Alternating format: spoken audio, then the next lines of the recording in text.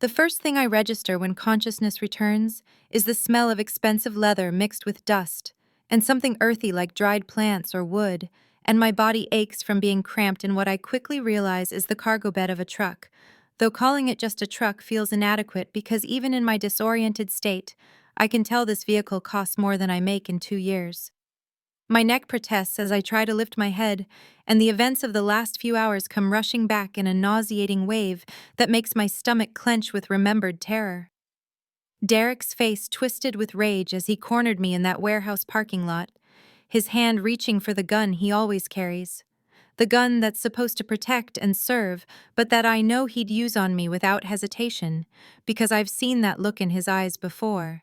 That look that says I'm his property, and if he can't have me, then nobody can. I'd run blindly through the industrial area near the border, my lungs burning and my professional clothes completely wrong for fleeing. The ID badge from the San Isidro Community Center still clipped to my belt and bouncing against my hip with each desperate stride. The parking lots in that area are always full of trucks waiting for border crossings, and I tried door after door until finally one opened, this beautiful midnight blue Ford Raptor with custom everything, and I'd climbed into the back without thinking, without planning, just knowing I needed to hide before Derek found me. I must have passed out from the adrenaline crash, because the truck had been stationary when I climbed in, and now it's stopped again, but everything outside sounds different, smells different, feels different in a way that makes my chest tight with new fear. The engine cuts off and I hear voices speaking rapid Spanish, not the casual Spanglish of San Diego, but the pure, fluid Spanish of Mexico, and that's when I understand with horrible clarity that I'm not in California anymore. I sit up too quickly, and my head spins as I take in my surroundings through the tinted back window, wooden crates surrounding me with markings I can't read in the dim light, and beyond the glass I see armed men in tactical gear that's too professional to be regular security, their weapons held with the casual competence of people who use them regularly. The truck door opens, and harsh sunlight floods in, temporarily blinding me after hours in the dimness, and I throw up my hand to shield my eyes as a silhouette appears in the doorway, backlit by the brutal Mexican sun that's so much harsher than the coastal light I'm used to in San Diego. As my eyes adjust, I see him clearly for the first time, and my breath catches despite the fear, because he's perhaps the most devastatingly handsome man I've ever seen in person. Tall with broad shoulders that fill the expensive black shirt he's wearing, the fabric's so fine it probably costs what I pay in monthly rent. And there's a gold chain at his throat catching the light like a warning. His face is all strong lines and sharp angles, high cheekbones and a jaw that looks carved from stone, with dark eyes that are currently wide with shock as he stares at me like I'm a ghost or a hallucination, and I watch that shock transform into something much more dangerous. A cold fury that makes every instinct I've developed working with violent situations start screaming.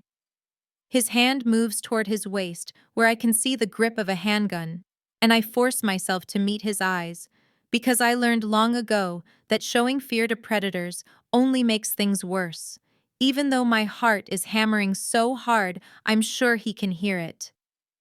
You have exactly 30 seconds to tell me who sent you before my men throw you back across that border, he says, his voice low and controlled in a way that's somehow more terrifying than if he'd been shouting. And I notice his English is perfect, but accented, each word pronounced with careful precision. 29, he continues, and I see his men moving closer to the truck, their weapons not quite pointed at me but ready. And I realize with sick certainty that this man absolutely means what he says. 28. No one sent me, I say quickly, hating how my voice shakes but unable to control it because I'm so far out of my depth I might as well be drowning. I was hiding from someone. I didn't know this was your truck. I didn't even know where it was going. A man appears behind him, older with a scar running down his left cheek and eyes that have seen too much, and he says, "Boss, she could be DEA, ATF, anything," and the way he says it makes me understand that those agencies are active threats to whatever operation I've stumbled into. The man in the black shirt, the one they call boss, studies me with an intensity that makes me feel stripped bare, his gaze moving from my rumpled blazer to my scuffed shoes to the ID badge still clipped to my belt, and I see the moment he reads it because something shifts in his expression. Social worker, he says, and it's not quite a question. Then he leans closer, and I can smell his cologne, something expensive and masculine with notes of cedar and citrus. You're a long way from the San Isidro Community Center, Catalina. Hearing my name from his lips sends a chill down my spine, because it means he's not just looking at my badge. He's reading it, processing it, filing away information about me with the efficiency of someone who's used to assessing threats and assets. I don't know who you are, I say, trying to inject some strength into my voice even though I'm crouched in the back of his truck surrounded by his armed men, in what I'm increasingly certain is Mexico. But I promise you, I'm not DEA or ATF or anything like that. I'm exactly what that badge says, a social worker who helps families in crisis, and I was running from someone dangerous, and I made a stupid, desperate choice to hide in the first unlocked vehicle I found. He's still watching me with those dark eyes that seem to see everything, every tell, every micro expression, every sign of truth or deception that I might be showing, and I wonder what he sees because I'm genuinely terrified but also telling the truth, which in my experience working with law enforcement and criminals alike is usually pretty obvious to anyone who knows how to read people. The sun beats down mercilessly, and I can feel sweat starting to trickle down my spine, my professional clothes completely inadequate for this heat, and I notice dust everywhere, coating the vehicles and the boots of the armed men and hanging in the air like fine powder. Behind the man in the black shirt, I can see a checkpoint of some kind, not the official border crossing with its government buildings and long lines of cars, but something private with a guardhouse and a barrier, and beyond that, what looks like a long driveway leading to a sprawling compound in the distance, all white walls and red tile roofs shimmering in the heat. This is clearly not a place where American law reaches, not a place where my rights as a U.S. citizen mean anything. And I'm entirely at the mercy of this dangerous, beautiful man who's still deciding what to do with me. "Who were you running from?" he asks. And there's something in his tone that's different now, still cautious, but maybe slightly less immediately threatening, like he's actually considering that I might be telling the truth.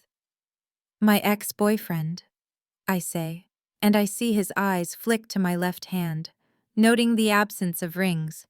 He's a cop, SDPD, and he's been stalking me for 3 months since I tried to leave him. I watch carefully for his reaction to this information, knowing that criminals and cops often have complicated relationships, sometimes antagonistic but sometimes cooperative, and I have no idea which side of that equation this man falls on. The scarred man, Pablo, says something in rapid Spanish that I catch parts of, something about liability and complications, and whether they should just eliminate the problem. And my stomach drops because I understand enough to know he's suggesting killing me. The man in the black shirt holds up one hand, silencing Pablo without even looking at him, his eyes still fixed on me like I'm a puzzle he's trying to solve. "Derek Chen," I add, figuring that more information might help my case. "He works out of the Southern Division, and if you have any contacts in San Diego PD, they can tell you he's got a reputation for being intense with his girlfriends, that's what they call it.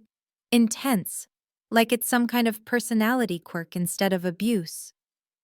Something flickers across the man's face, something that might be recognition or anger or both.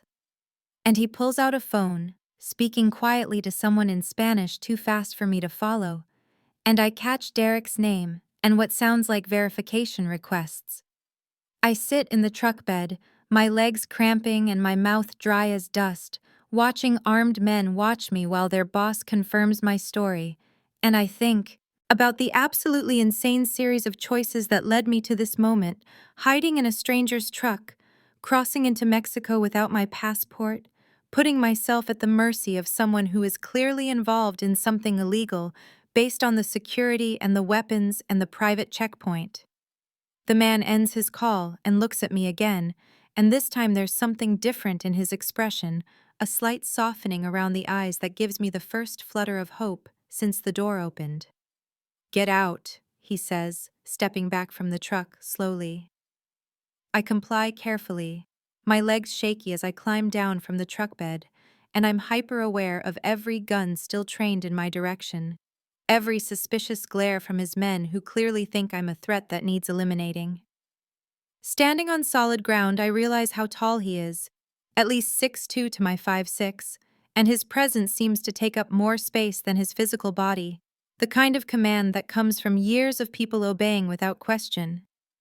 "My name is Mateo Salazar," he says, "and you've stumbled into a very complicated situation. Catalina Rivera." And the way he uses my full name tells me his phone call yielded more than just confirmation of Derek's existence. It yielded information about me, probably everything from my employment records to my address to my arrest history, which thankfully doesn't exist. "What happens now?" I ask, trying to sound braver than I feel. "Are you going to throw me back across the border like you threatened?" Mateo tilts his head slightly, studying me with an expression I can't quite read, something between amusement and calculation, and something else I don't want to examine too closely, because it looks almost like interest. "That depends," he says, "on whether you're smart enough to understand the position you're in and cooperative enough to make this easy for both of us. Because right now you've seen my face, my operation, my security setup, and you know things that could be very problematic for me if they reached the wrong ears."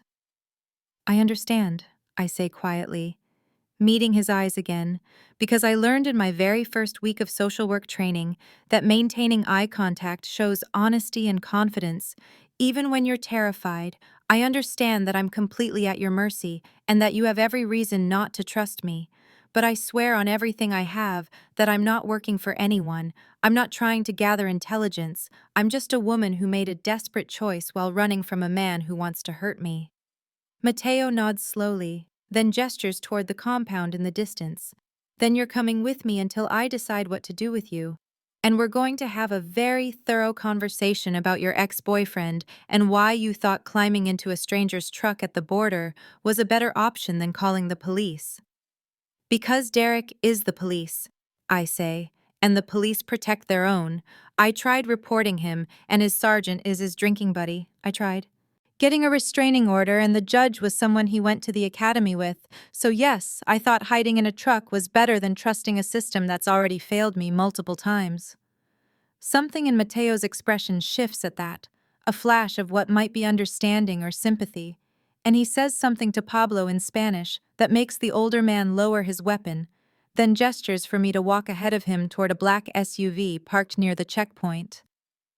As I walk on unsteady legs, I think about the title of my life's current chapter, Wrong Place, Perfect Time, and I wonder if maybe that stupid, desperate choice to climb into Mateo Salazar's truck might have saved my life in ways I don't yet understand, even as it's put me in a completely different kind of danger. The SUV ride to the compound takes 15 minutes along a private road that winds through agave fields that stretch endlessly under the brutal sun. And I sit in the back seat with Mateo beside me in silence that feels heavier than conversation, while Pablo drives and occasionally glances at me in the rearview mirror like I might suddenly pull a weapon from my rumpled blazer. The air conditioning is a shocking relief after the heat outside, and I notice details I missed in my panic at the checkpoint, the way Mateo's shirt is custom-tailored to his frame, the expensive watch on his wrist that probably costs more than my car, the subtle scent of his cologne that fills the enclosed space. We pull up to a main building that's all white stucco and red tile roof with architectural details that speak of old money and careful preservation, bougainvillea climbing the walls and explosions of pink and purple, and I think wildly that it looks like something from a luxury travel magazine, not the headquarters of whatever criminal operation I've stumbled into. Mateo leads me inside without touching me, but his presence at my back feels like a physical force, through a cool, dim entryway with terracotta floors and into a hallway lined with artwork that even my untrained eye recognizes as expensive, and I wonder what kind of criminal has original paintings hanging in his home like he's running a museum. His office is at the end of the hall, and when he opens the door, I'm struck immediately by the contrast between the traditional exterior and this modern professional space. All dark wood furniture and leather chairs, and a massive desk that looks hand-carved, with floor-to-ceiling windows that overlook the agave fields where I can see workers moving between the rows. The air is temperature-controlled to perfect coolness, and I feel my body start to relax involuntarily after the stress and heat, even though my mind knows I'm still in danger, still completely at this man's mercy in a foreign country where no one knows where I am. "Sit," Mateo says, gesturing to one of the leather chairs facing his desk, and I sink into it gratefully because my legs are still shaking from adrenaline. He moves around the desk, and I notice the photos there, a formal portrait of him with an elegant older woman who has the same strong features and dark eyes, and another of a young woman, maybe early 20s, with Mateo's smile and a softness in her face that makes her look approachable in a way he doesn't. Pablo leaves and returns moments later with a young woman, maybe mid-20s, with purple-streaked hair and multiple piercings, carrying a laptop, and wearing the kind of confident expression that suggests she's not intimidated by Mateo, despite his obvious authority. "Lucia, this is Catalina Rivera," Mateo says in English clearly for my benefit. "I need you to verify everything about her: employment history, criminal record, social media, everything." Lucia nods and settles into another chair, her fingers already flying over her keyboard with practiced efficiency, and I feel exposed knowing that my entire life is about to be laid bare in front of these strangers. Mateo leans back in his chair, and the leather creaks softly, his eyes fixed on me with that same intense assessment from the checkpoint, and says, "Tell me everything about Derek Chen, from the beginning. Don't leave anything out."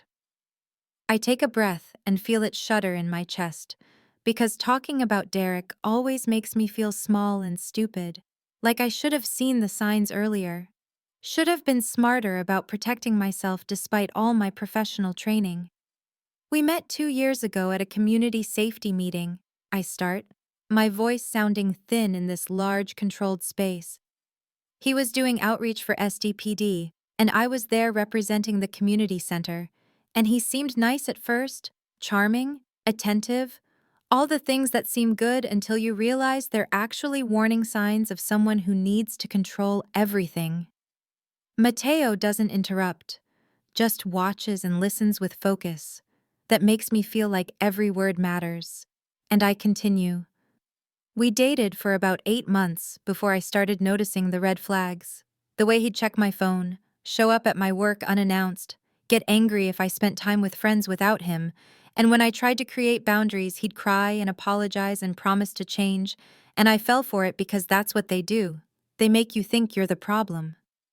"How long ago did you leave him?" Mateo asks, and there's something in his tone that's gentler than before, less interrogation and more genuine question. 3 months ago," I say, and I tried to do it right, in public, clear communication that it was over and I didn't want contact.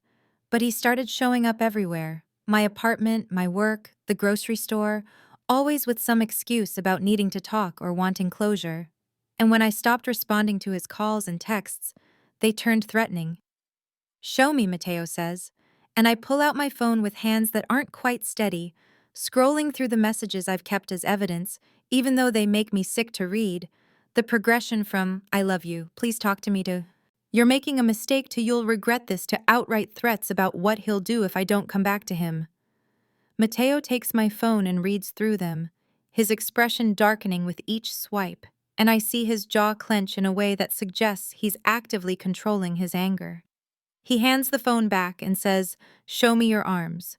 And I know what he saw in those texts, because Derek documented his handiwork like he was proud of it, sent me photos of the bruises he left with captions about how I made him do it.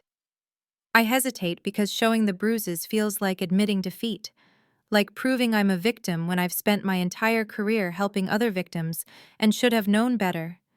But I also realize that honesty might be my only currency in this situation.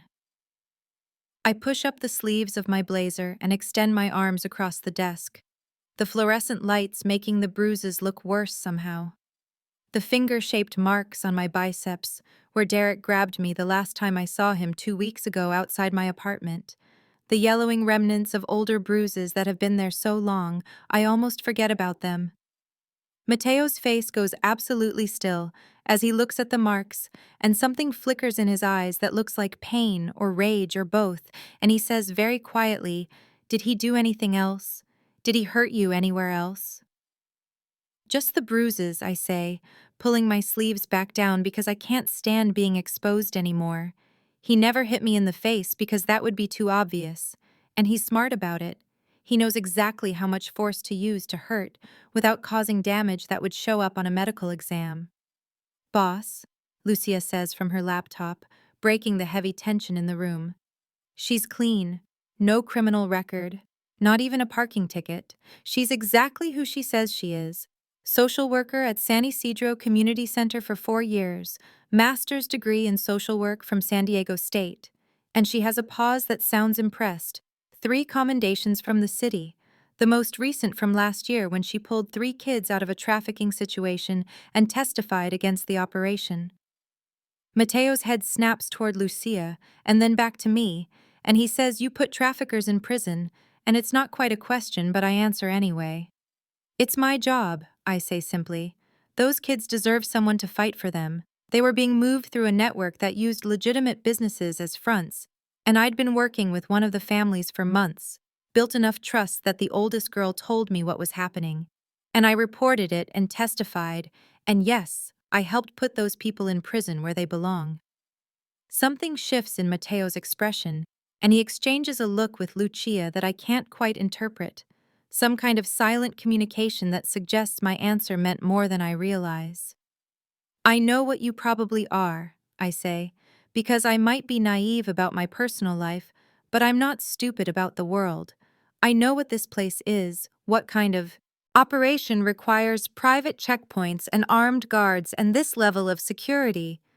But whatever you do, you can't be worse than a man who uses a badge to terrorize someone, who uses the law as a weapon against the person he claims to love." "You're right about what I am," Mateo says, his voice level and honest in a way that surprises me, which means I don't let problems walk away, and he pauses and I feel my stomach drop because I'm the problem he's referring to, but I also don't hurt women running from men who do. The relief that floods through me is so intense I feel dizzy, and I grip the arms of the leather chair to steady myself, and Mateo continues. "My sister Elena died 5 years ago, and his voice catches slightly on her name, in a domestic violence situation. Her boyfriend beat her to death in their apartment, and we didn't know. We had money and resources and connections, and none of it mattered, because we didn't know she was in danger until it was too late." "I'm so sorry," I say quietly. And I mean it because I've seen too many Elenas in my work. Too many women who hide the abuse until it's fatal. And I understand now why my bruises affected him so viscerally. Why he's looking at me with something more than just suspicion. Mateo picks up his phone and makes several calls in rapid Spanish, and I catch enough to understand he's calling in favors, having people verify Derek's existence and reputation within SDPD, and when he hangs up his expression is grim. "Your ex-boyfriend is well known in certain circles," he says. "Known for being intense with his girlfriends, as you said. Known for having friends in high places who protect him. Known for making complaints against women disappear, and I'm told he's been increasingly unstable since you left him. Talking about you at work, obsessing over finding you." My hands start to shake, and I clench them in my lap because I knew Derek was dangerous. But hearing it confirmed by Mateo's sources makes it more real somehow. And I say what happens to me now. "Are you going to send me back to San Diego where Derek is waiting, or keep me here as insurance? Or something worse that I don't want to think about?" Mateo stands and walks to the windows, looking out over the agave fields where workers are harvesting, and says those fields are part of my legitimate business. We produce tequila and mezcal, award-winning bottles that sell in high-end restaurants across the United States and Europe. And yes, I have other business interests that aren't legal, but I have rules, and one of them is that we don't traffic people, we don't exploit women or children, we don't cross certain lines that separate us from animals. He turns back to me and continues, "You stumbled into my operation at the worst possible time. You've seen my face and my security and my compound, and every logical business decision says I should eliminate the threat you represent. But I look at those bruises on your arms and I think about Elena. And I know I'm not going to hurt you, which means I need to figure out what to do with you, because I also can't just let you go back to a man who will kill you eventually."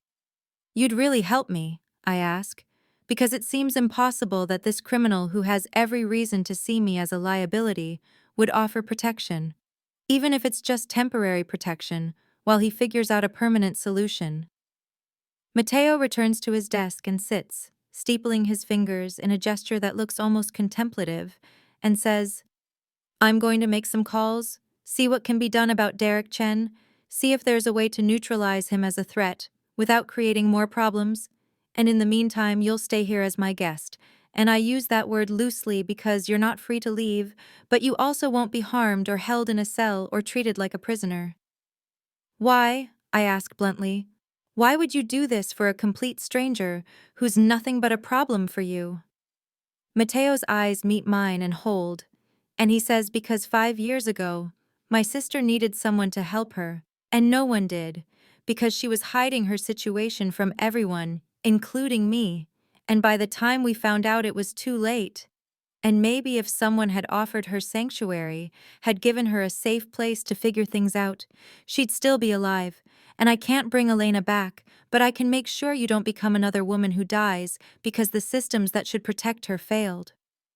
I feel tears prick my eyes, and I blink them back because I've cried enough over Derek, and I refuse to cry in front of this dangerous man who's showing me more kindness than I expected. And I say thank you, which feels inadequate, but it's all I have. Lucia clears her throat and says, "Boss, I'm also seeing that she's got a clean social media presence, mostly professional posts about community resources and advocacy work. Her last personal post was 6 months ago about hiking in the Anza Borrego Desert, and there's nothing that suggests she's anything other than exactly what she claims to be."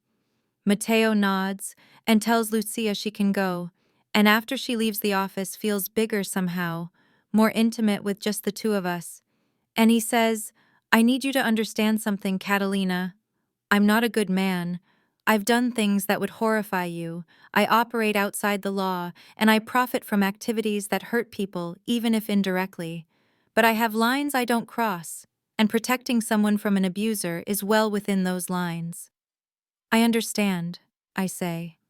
And I think I actually do understand better than he might expect, because my work has taught me that morality is rarely black and white, that good people do bad things, and bad people sometimes do good things. And survival often requires accepting help from imperfect sources.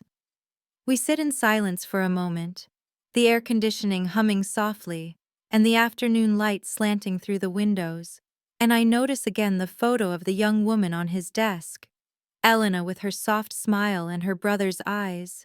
And I think about all the women like her and like me who end up in situations that seem impossible to escape, trapped between systems that fail them and men who hurt them.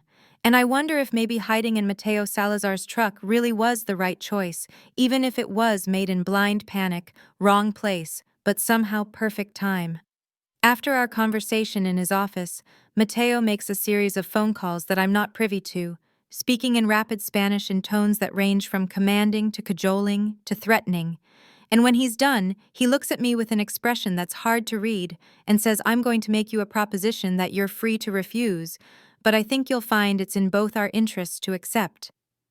I wait, my heart rate picking up again because propositions from powerful men are rarely as free to refuse as they claim. And he continues, "You can stay here at the compound for a few days, maybe a week, while I handle the Derek situation through channels that will keep you out of it. And before you ask what I mean by handle, I mean making it very clear to him that you're under protection and that continuing to pursue you would be extremely unwise for his health and career. I must look skeptical because he leans forward and says with brutal honesty, "Look, Catalina, you've seen too much of my operation to just release you back to San Diego with a pat on the head and hopes that you won't talk, but I'm also not going to hurt you or hold you prisoner in some cell, so the safest option for both of us is to keep you close where I can keep an eye on you while simultaneously keeping you safe from your ex. It's a practical solution to a complicated problem." "What's to stop you from just making me disappear permanently?" I ask, because I need to voice the fear that's been sitting in my chest since I climbed out of his truck. What's to stop you from deciding I'm too much of a liability once you've dealt with Derek? "Nothing," Mateo says with the kind of unflinching honesty that's almost refreshing after Derek's constant lies and manipulation. "Nothing except my word that I won't. And I know that's not worth much to you right now, but I told you about Elena, and that wasn't manipulation or strategy. That was me being honest about why I'm willing to help you. And I keep my word, especially when it comes to protecting women from violent men."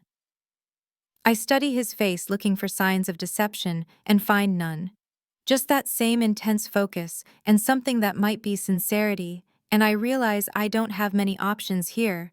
Going back to San Diego means facing Derek alone. Staying here means putting myself at Mateo's mercy, but at least Mateo has been honest about his intentions, where Derek hides behind a badge and declarations of love. "Okay," I say quietly. "I'll stay. But I want to know what you're planning to do about Derek. I don't want anyone killed on my behalf, no matter how much he deserves it." Mateo's mouth quirks in something that might be amusement, and he says I'm not planning to kill him unless he makes that necessary. I'm planning to make it clear through intermediaries that you're connected to people he doesn't want to cross, that pursuing you further would bring consequences he can't afford. Cops are usually pretty good at self-preservation when they realize the target isn't as vulnerable as they thought. He stands and gestures for me to follow him, and we leave his office and walk through the compound, past rooms that I glimpse through open doors, a library with floor-to-ceiling books, a living room with comfortable furniture and a massive television, everything speaking of wealth and taste that clashes with my mental image of what a criminal's home should look like. We exit through a side door into a courtyard garden where bougainvillea and jasmine compete for space, the evening air already cooling from the brutal daytime heat, and across the garden I see a small guest house, a casita with its own entrance and windows that overlook the agave fields. "This will be yours while you're here," Mateo says, unlocking the door and stepping back to let me enter first. "Rosa, my housekeeper, will bring you some clothes and toiletries. I took the liberty of having Lucia estimate your sizes based on observation, and you can let Rosa know if anything doesn't fit." The casual mention of having his tech person analyze my body to determine clothing sizes should be creepy, but instead, it's just unsettling in a way that reminds me of his resources, the casual efficiency with which his organization operates. The casita is beautiful in that same way as the main house, traditional architecture with modern comforts, a bedroom with a large bed covered in what looks like hand-embroidered linens, a bathroom with expensive fixtures and thick towels, a small sitting area with comfortable chairs and good lighting. There's fresh flowers on the dresser, and the whole space smells faintly of lavender and clean cotton. "You'll join us for dinner at 7, Mateo says from the doorway. "My mother and brother are visiting, and she'll be insulted if I don't introduce you. Just tell her you're a friend who needed a place to stay for a few days. She doesn't need details about Derek or how you got here." He leaves before I can respond, and I stand in the middle of this lovely space feeling completely dislocated from reality, like I've fallen into some alternative universe where fleeing from an abusive cop leads to sanctuary with a drug lord who quotes poetry and has guest casitas nicer than my apartment. An hour later, a woman in her 50s with kind eyes and efficient movements arrives with an armful of clothes, introducing herself as Rosa in Spanish and switching to accented English when I respond. She's brought jeans that fit perfectly, soft t-shirts, a sundress, even pajamas and underwear, all in my exact sizes, which is both impressive and unnerving. Rosa chatters as she puts things away, telling me about the compound and the family, how she's worked for the Salazars for 20 years, how Mateo is a good boy even if he's in a dangerous business, how his mother Gabriela worries about him constantly, and I listen and nod and try to reconcile this domestic picture with what I know about who Mateo is and what he does. At 7, I make my way back to the main house following the path Rosa showed me, and I find the dining room where Mateo is already seated with an elegant woman in her late 50s, who has his same strong features and dark eyes, and a younger man, maybe 19 or 20, who has a softer version of Mateo's face, all of them rising when I enter with a politeness that feels oddly formal. Mama Carlos. This is Catalina Rivera, Mateo says in Spanish. She's a friend who needed a place to stay for a few days. Catalina, this is my mother Gabriela and my brother Carlos. Gabriela takes my hands in hers and studies my face with eyes that miss nothing, and she says in Spanish, "Welcome to our home. Any friend of Mateo's is welcome here. Please sit and eat with us." The table is set with beautiful Talavera pottery, and the food smells incredible. Pozole with all the traditional toppings, fresh tortillas still warm from Rosa's kitchen, and I realize I haven't eaten since yesterday. And my stomach growls embarrassingly loud. Carlos laughs and says in English, "Sounds like you're hungry. Please eat. Rosa will be offended if you don't have at least 3 servings." We settle into the meal, and Gabriela says something to Mateo in Spanish. "She's pretty, and she looks at you like you're a man, not a king.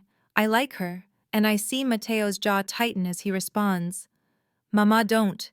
She's here temporarily, it's complicated." "I can understand you, both of you," I say in perfect Spanish, meeting Gabriela's eyes with a slight smile, and I watch surprise and then delight cross her face, while Mateo looks caught between embarrassment and amusement. "Of course you can," Mateo says, and there's something in his tone that might be admiration. Social worker in San Diego, you'd have to speak Spanish. Carlos, who's been watching this exchange with obvious interest, leans forward and asks in English, "So what do you do?" "Catalina, Mateo just said you needed a place to stay for a few days, but he didn't say why or what you do for work." "I help families navigate difficult situations," I say carefully, aware that Mateo doesn't want details shared.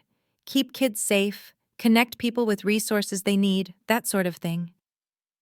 "A noble profession," Gabriela says with a pointed look at Mateo. "Much more noble than what is it you do again, mijo." Mateo's expression is long-suffering as he says, "I run the agave business, mama, you know this." And Gabriela makes a dismissive sound that suggests she knows exactly what other businesses her son runs, and chooses to maintain plausible deniability. The conversation flows around me, and I find myself relaxing, despite the surreal situation. Carlos is funny and earnest, telling stories about his business classes in Mexico City. Gabriela is sharp and warm, asking me questions that feel genuinely interested rather than interrogating.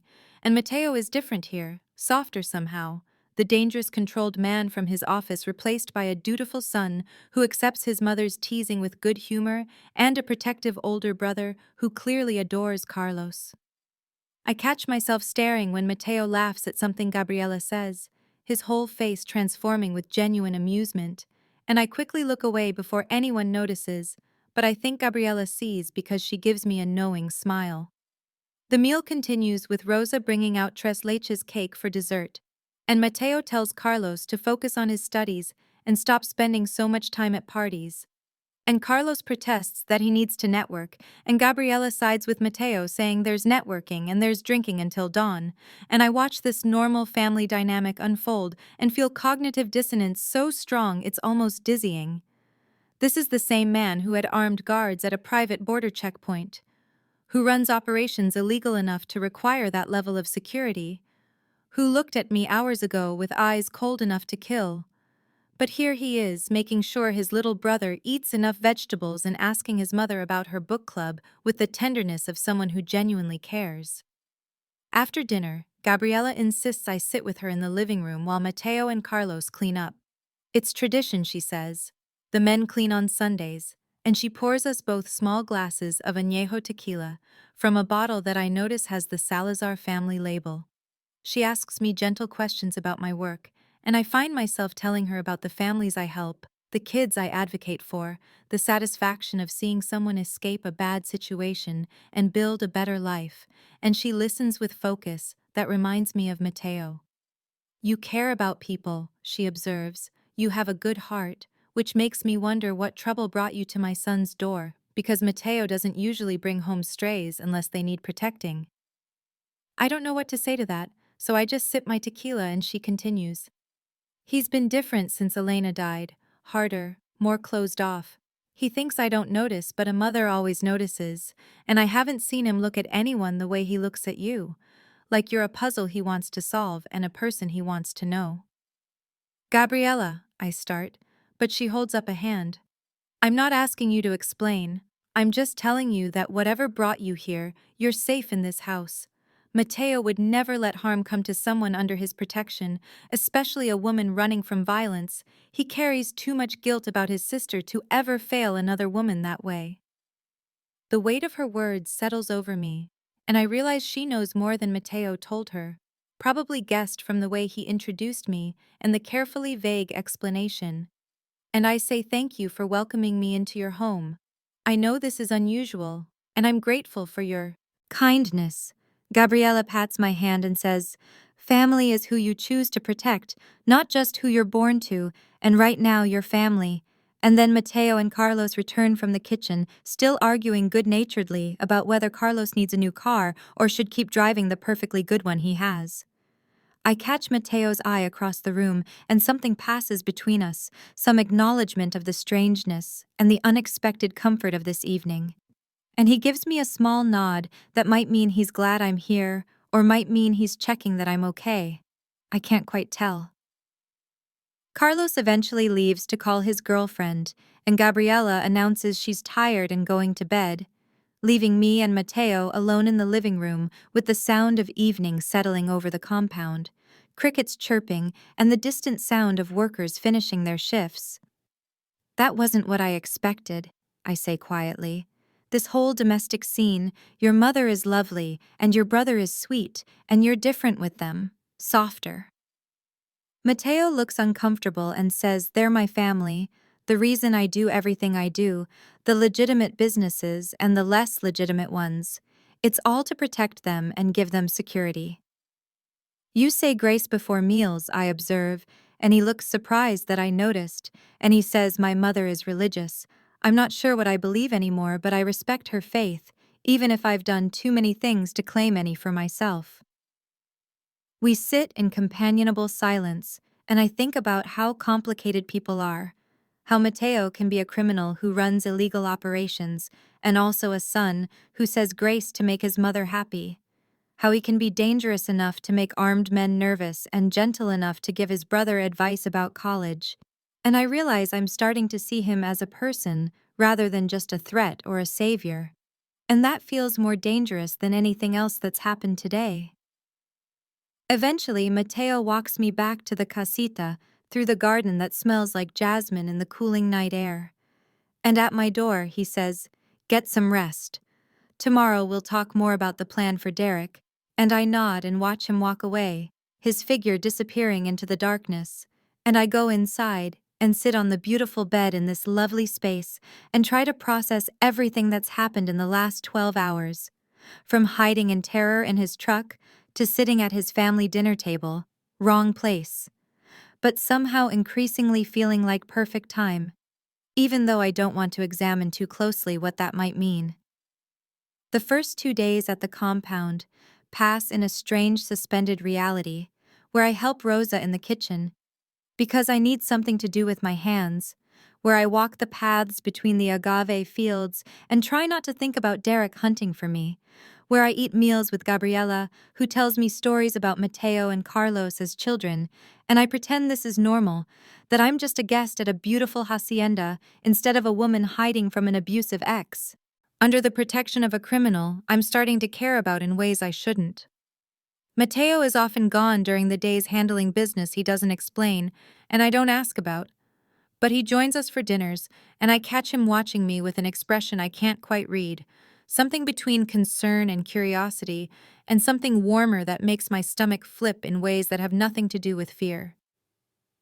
On the third morning, I'm sitting in the casita reading a book Rosa loaned me when I hear urgent voices outside, and then a sharp knock on the door, and when I open it, Pablo is standing there with Mateo right behind him, looking grim in a way that makes my chest tighten with immediate dread. "We need to talk," Mateo says, and his tone leaves no room for argument, so I step back and let them in, and Pablo pulls out a tablet and starts pulling up news articles and official documents, while Mateo paces the small space like a caged animal.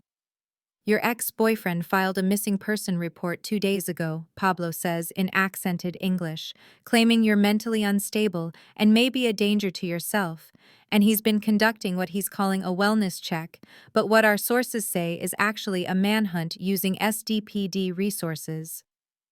I feel the blood drain from my face because this is exactly the kind of manipulation Derek excels at, twisting the narrative so he's the concerned ex, trying to save his unstable girlfriend, using his badge and his connections to make me the problem, and I say weakly, he's claiming I'm mentally unstable. Of course he is. That's what abusers do when their victims escape. They make everyone think the victim is the crazy one. "It gets worse," Mateo says, stopping his pacing to look at me directly. "He found ATM footage of you withdrawing money in San Isidro the day you disappeared. He's traced your last known location to the warehouse district near the border, and he's got friends in Border Patrol who are now involved because he's suggested you might have been trafficked or coerced across the border." The room tilts slightly and I sit down hard on the edge of the bed because Derek is doing exactly what I feared, using every resource available to him to find me and drag me back, wrapping it in concern and officer safety and all the language that makes him look like a hero instead of a predator. "There's more," Pablo continues, looking uncomfortable. "We ran deeper background on him, and his uncle is Deputy Chief Marcus Chen, highly connected, very protective of family, and Derek has been calling in favors all over the department. He's got patrol units checking hospitals and shelters. He's got detectives looking into your finances and your phone records. He's building a case that you're in crisis and need intervention. I helped dozens of women leave," I say, and my voice sounds distant and strange even to my own ears. I knew all the steps, all the resources, and I still couldn't. I still let him, and I can't finish the sentence because the weight of my failure is crushing. All my professional knowledge and training and experience, and I still ended up exactly where I counseled other women not to go, trapped and running and hunted. "You didn't let him do anything," Mateo says sharply, moving to sit beside me on the bed, close enough that I can smell his cologne and feel the heat of his body. "He's a predator with a badge, and that's not on you, that's on him, and on the system that protects men like him." "But you don't understand," I say, and the despair is rising in my throat like bile. "I have to go back eventually. I have clients depending on me, kids in the system who trust me. There's a girl named Maria whose case is coming up for review next week, and she specifically asked for me to be there. I can't just vanish. I can't abandon the people who need me." "Then we make it so you can go back safely," Mateo says, his voice taking on that tone of absolute certainty that I'm learning means he's made a decision, permanently safely, not just temporarily hiding. "How?" I ask, and the word comes out broken. "How do you make that happen when he's untouchable? When I tried reporting him and his sergeant is his drinking buddy, when I tried getting a restraining order and the judge went to the academy with him, when every system that's supposed to protect victims is protecting him instead, because he's one of them." "He's not untouchable," Mateo says quietly. "No one is." And he pauses before continuing. "I have resources your social services system doesn't. I have connections that don't care about the blue wall of silence, and I have motivation to make sure you can go back to your life without fear." Pablo clears his throat and says, "Boss, we need to be careful here. Going after a cop, especially one with Chen's connections, could bring heat we don't need," and I can see the concern in his face. the worry that Mateo is letting personal feelings override business sense. I'm aware of the risks, Mateo says without looking away from me. But I'm also aware that if we don't handle this properly, Catalina either stays hidden here indefinitely, which isn't a life, or she goes back and Derek eventually kills her, which isn't acceptable. So we need a third option, and we need it soon. I feel tears starting to slide down my face, and I'm powerless to stop them. All the fear and frustration and hopelessness of the last 3 months finally breaking through the professional competence I've been trying to maintain. And I say I'm so tired of being scared, tired of looking over my shoulder, tired of being the victim when I've spent my whole career helping other people not be victims, and I don't know what to do anymore. Mateo does something unexpected then. He pulls me against his chest and just holds me while I cry, one hand steady on my back and the other cradling my head, and he doesn't tell me it will be okay or offer empty reassurances. He just lets me break down in a way I haven't let myself since this whole nightmare started.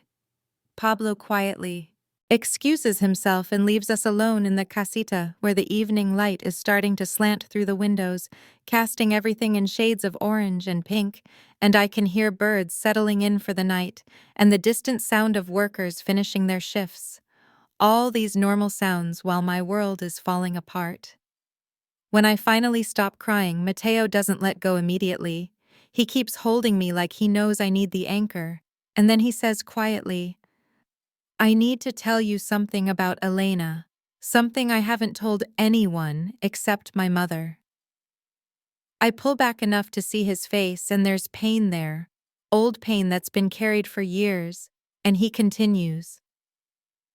Elena was seeing someone for about 6 months, a man named Ricardo who worked in finance in Guadalajara, seemed successful and charming, and my mother liked him, but Elena started pulling away from family dinners. Stopped calling as often, always had excuses for why she couldn't visit.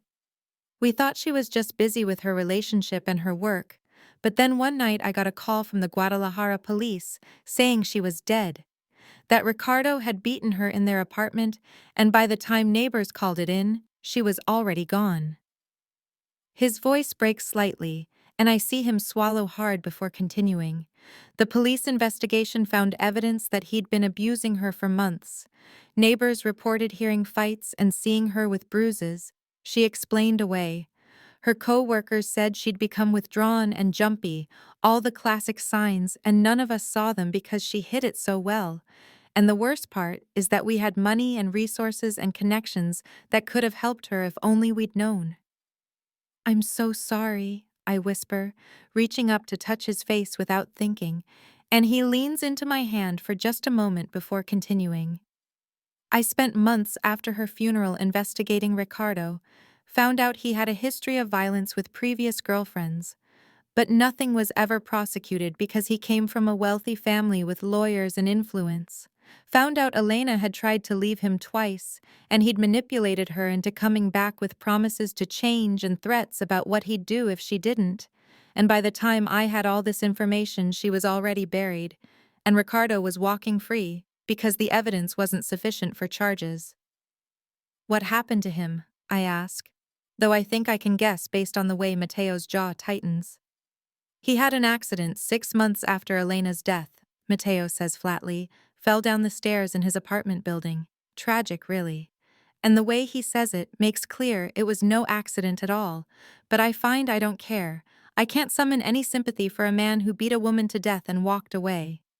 I carry the guilt of not seeing Elena's situation, Mateo continues, not being there when she needed protection, not using my resources to help her before it was too late, and I swore I would never let another woman be failed by the people who should protect her, which is why when I look at you with Derek hunting you and the system protecting him instead of you, I see Elena and I see a chance to do what I couldn't do for my sister. You're not responsible for saving me, I say, even though part of me desperately wants him to be. You're giving me sanctuary, and that's already more than I had any right to expect. You don't owe me anything beyond that. Mateo's eyes meet mine, and they're intense in a way that makes my breath catch, and he says maybe I don't owe you anything, but I want to help you anyway. Not because you're a liability I need to manage or an obligation I'm fulfilling, but because in the last 3 days you've become someone who matters to me. Someone I can't imagine watching walk into danger without doing everything in my power to protect you. The weight of his words settles between us, and the casita suddenly feels smaller, more intimate, and I'm aware of how close we're sitting on this bed, how his hand is still on my back, how I can see the scar on his jawline and the flecks of lighter brown in his dark eyes. And I say, "What are you saying, Mateo? What does this mean?" "It means I'm going to handle Derek," Mateo says. "Not just chase him off temporarily, but handle him permanently in a way that lets you go back to your life safely. And it means I'm doing it because I care about what happens to you. Because the thought of you being hurt makes me angry in ways I haven't felt since Elena died. Because you've gotten under my skin somehow, and I don't quite know what to do about that except make sure you're safe." I should be terrified by the intensity in his voice, by the casual way he talks about handling Derek permanently, by the fact that I'm sitting here being held by a criminal who runs operations I can't even fully comprehend. But instead, I feel something else entirely, something warm and safe and wanted in a way Derek never made me feel. The sunset light continues to fade outside the windows, and the bougainvillea climbing the walls cast shadows across the whitewashed interior. And I think about how this beautiful space has started to feel like a cage. Not because Mateo is keeping me prisoner, but because I can't imagine going back to my real life, can't imagine leaving this compound and the safety it represents, and if I'm honest, the man who's currently holding me like I'm something precious. "What if I don't want to go back?" I hear myself say, and Mateo's expression shifts to surprise. What if Derek is just an excuse? And the real truth is that my life in San Diego feels empty now, feels like playing a role I'm not sure fits anymore. "You're scared and traumatized," Mateo says carefully. "You're not thinking clearly about what you're saying. In a few days, when you've had time to process, you'll want your life back, your work, your apartment, everything you built." "Maybe," I say. Or maybe I'm finally thinking clearly for the first time in months. Maybe running from Derek and ending up here was the universe telling me something about the life I was living and the changes I needed to make. We sit in the growing darkness, neither of us moving to turn on lights. And Mateo says, "What about your clients, the kids who depend on you? You just said Maria needs you at her review next week." "I know," I say, "and that's the only part that makes me hesitate. But there are other social workers who care about those kids, other advocates who can fight for them. Whereas I pause because I'm about to admit something I'm not sure I'm ready to voice. Whereas I don't know if there's anyone else who makes me feel the way you do, safe and seen and valued for who I am, not what I can do for them." "Catalina," Mateo says, and there's warning in his tone. "Don't confuse gratitude and relief with something else. Don't make decisions about your future based on a few days of sanctuary from your normal life." "I'm not," I say, meeting his eyes in the dimness. "I'm making observations based on the fact that in 3 days you've shown me more respect and honesty than Derek did in 2 years. Based on the fact that your family welcomed me without question. Based on the fact that I feel more myself here than I have in months back in San Diego pretending everything was fine." The silence stretches between us, heavy with things unsaid. And finally, Mateo says, "We're not making any decisions tonight. Tonight you're going to rest, and tomorrow we're going to start building a case against Derek that's so airtight even his uncle can't protect him. And then we're going to give you the option to go back to your life safely, and you can decide then what you want. But I won't let you make life-changing choices while you're still in crisis." His practicality should frustrate me, but instead it's comforting, and I nod against his shoulder and say, "Okay, okay, we'll do it your way." And he stands carefully helping me up and says, "Get some sleep. I'll have Rosa bring you dinner, and tomorrow we start fighting back." He leaves, and I'm alone in the casita that no longer feels quite like a cage, but not quite like home either. Somewhere in between like me. And I think about Derek filing missing person reports, and Mateo planning to build a case, and my clients back in San Diego who need me, and this strange new life I've stumbled into that feels both wrong and perfect. And I understand finally what the title of this chapter might be: The revelation that sometimes you can't go back because the person you were doesn't exist anymore, because running from one danger led you to discover truths about yourself you'd been avoiding, wrong place, but somehow, despite everything, perfect time. The morning after my breakdown, Mateo comes to the casita early, before the sun has fully cleared the mountains, and he's carrying a leather portfolio that looks expensive and well used. And when I open the door still in the pajamas Rosa brought me, he says, "I need to show you something, can I come in?" I step back and let him enter, and he spreads documents across the small dining table. Police reports, and surveillance photos, and financial records, and witness statements. And he says, "My organization has been building files on corrupt officials in San Diego for years. It's insurance against law enforcement interference, a way to make sure we have leverage if anyone decides to come after our operations." I look at the documents spread before me and realize I'm seeing evidence of crimes, real prosecutable crimes committed by people who wear badges. And Mateo continues, "We've had Derek Chen on our radar for about 8 months because he's been shaking down businesses in territory we consider ours, demanding protection money and threatening to shut them down for code violations if they don't pay, and we started documenting everything he does. There's photos of Derek meeting with known criminals, accepting envelopes of cash, planting evidence during a traffic stop that Mateo's people somehow caught on camera, and I feel sick looking at it because this is the man I dated, the man I thought I loved before I understood what he really was.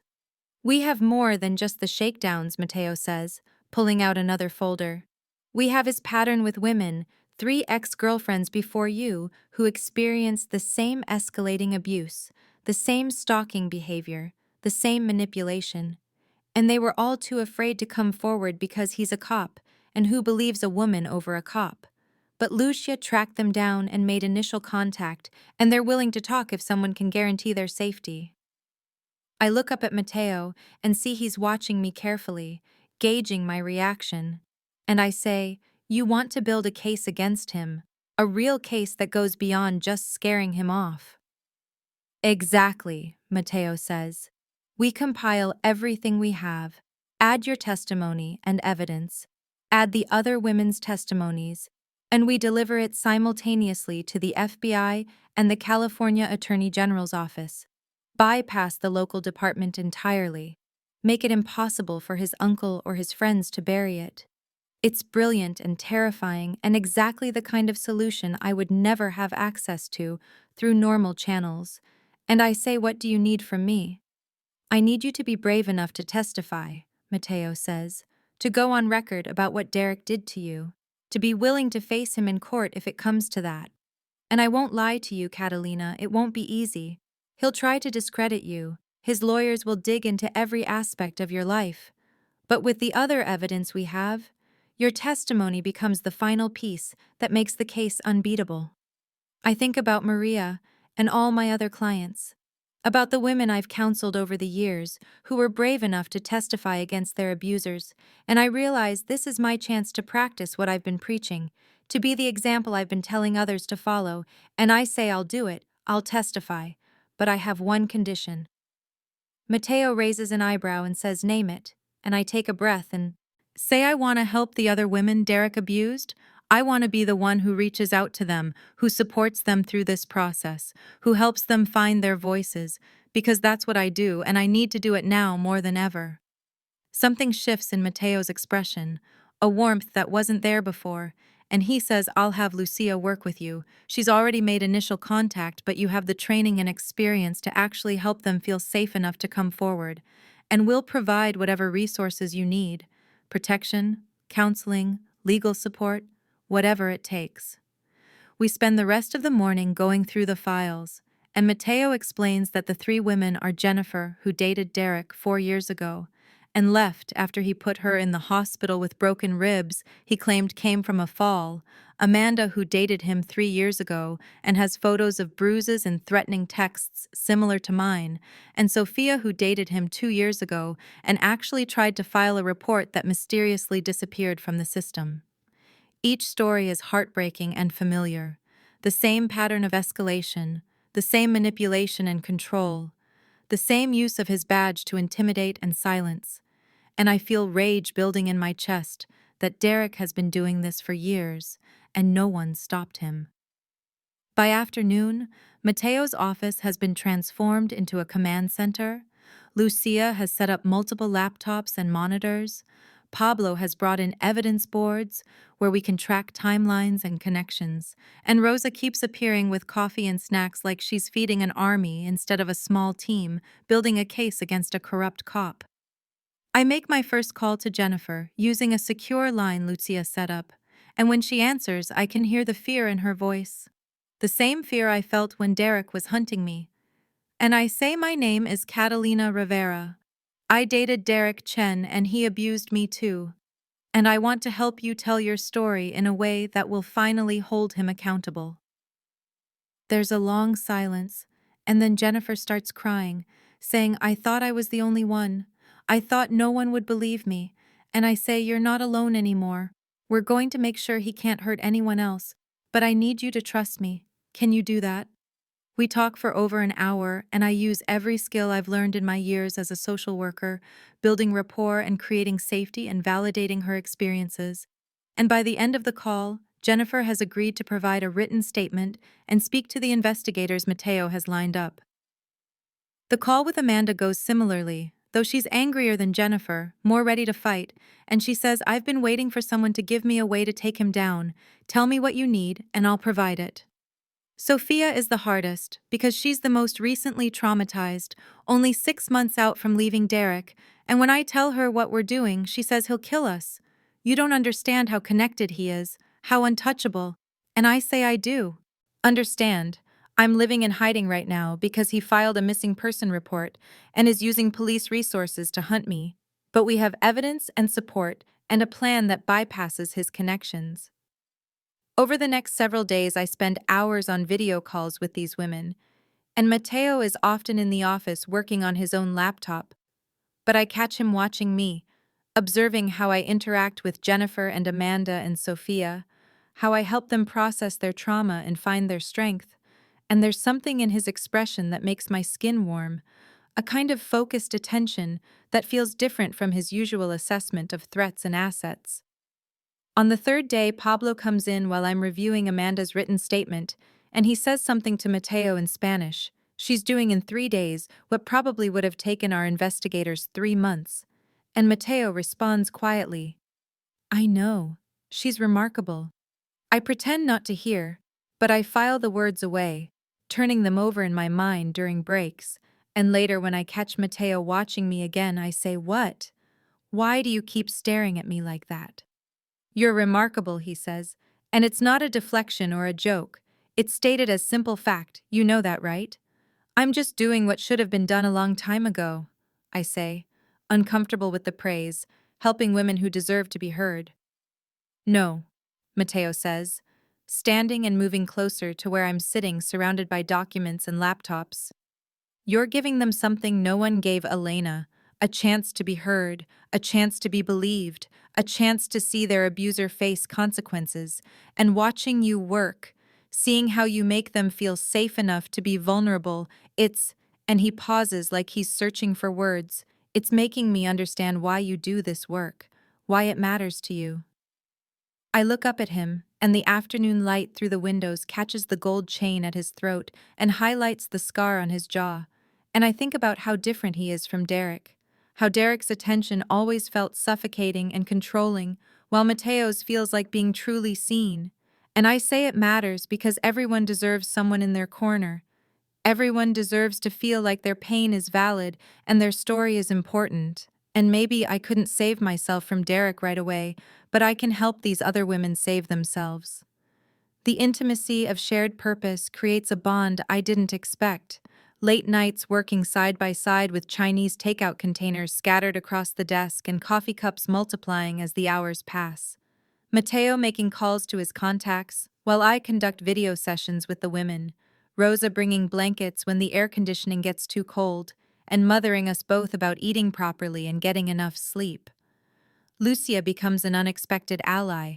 showing me how to use the secure communication systems and sharing information about Derek's activities that help me prepare the women for what to expect. And she says one evening, "You're good at this, at making people trust you. I can see why Mateo wants you on this case." "Is that why he wants me on it?" I ask. "Because I'm useful." And Lucia gives me a look that suggests I'm being deliberately obtuse and says he wants you on it because watching you work makes him remember why he started this whole operation, to protect people who can't protect themselves. You're reminding him of the purpose behind the violence. Jennifer sends me a gift basket that somehow makes it through Mateo's security. A thank you for giving her hope. And when I show it to him, he smiles in a way I haven't seen before, soft and genuine, and says, "You're changing their lives. You know that. You're giving them their power back." That's the goal, I say. But inside, I'm thinking about how this work is changing me too. How being here in this command center building a case against Derek is the first time since I left him that I've felt like myself, competent and capable and strong instead of scared and running. On the fifth day, we have all three women's statements, multiple pieces of corroborating evidence, a timeline that shows Derek's pattern of abuse spanning 4 years, and enough additional evidence of his criminal activities to make the case ironclad, even if the domestic violence charges somehow don't stick. Mateo spreads everything out on the conference table and says, "This is it. This is enough to take him down," and I look at the mountain of evidence we've compiled and feel something like pride, like maybe I've turned my victimhood into advocacy in a way that will actually matter. Pablo comes in and looks at our work and says to Mateo, "You know this means she'll go back to San Diego when it's done right, boss. Once Derek is arrested and facing charges, she won't need to stay here anymore." And I see something flash across Mateo's face, something that might be pain or loss. "I know," Mateo says, but his expression says he's not okay with it, says maybe he's gotten used to having me in his office and his home and his life. That night, after everyone else has gone, I'm still in Mateo's office organizing the final documents when he comes back, and I say, "I thought you'd gone to have dinner with your mother." "I did," he says, "but I wanted to check on you, make sure you're not working too late." And there's something in his voice that makes me look up from the papers. "Thank you," I say, "for all of this, for giving me the resources to actually fight back, for believing me when you had no reason to, for letting me help these other women instead of just handling everything yourself." Mateo moves to stand beside my chair and says I should be thanking you. You've taken something that was just strategic insurance against law enforcement and turned it into actual justice for people who deserve it. You've reminded me that what we do can have purpose beyond just profit and protection. We stand there in his office with the evidence of Derek's crimes spread around us and the agave fields dark beyond. The windows, and I'm aware of how close he is, how I can smell his cologne and hear his breathing, and I say what happens after we submit all this to the FBI and Derek is arrested.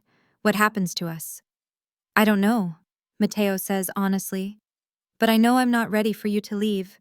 I know that these days working with you have been," and he pauses searching for words, "have been the most alive I've felt since Elena died. Watching you give these women their voices back has reminded me why any of this matters, and the thought of you going back to San Diego and me staying here and this just ending feels wrong somehow." It feels wrong to me too, I admit, which terrifies me because I'm supposed to want my old life back. I'm supposed to be counting the days until I can return to my apartment and my job and my normal existence, but instead, I'm dreading it, dreading leaving this compound and your family and you.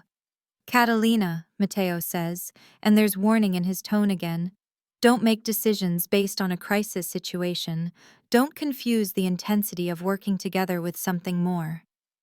"I'm not," I say, meeting his eyes. "I'm observing that you see me in a way no one else has, that you value my skills and my strength instead of trying to diminish them, that working with you feels like partnership instead of subordination. And maybe that's worth more than the safety of returning to a life that wasn't really working anyway." We don't resolve anything that night, but something has shifted between us, An acknowledgement that this temporary arrangement is starting to feel permanent, that the alliance we built to take down Derek is becoming something neither of us quite knows how to name. And as I walk back to the casita through the dark garden, I think about wrong places and perfect timing, and how sometimes the worst situations lead you exactly where you need to be, even if you don't recognize it at first. We're scheduled to submit the complete evidence package to the FBI and California Attorney General the next morning, everything compiled and verified, and ready to end Derek's career and freedom. And I'm in the casita, packing the few belongings I've accumulated, when my phone buzzes with a message from Lucia: "Get to the main house now, emergency." I run across the garden in the darkness and find Mateo's office blazing with light and filled with tense energy.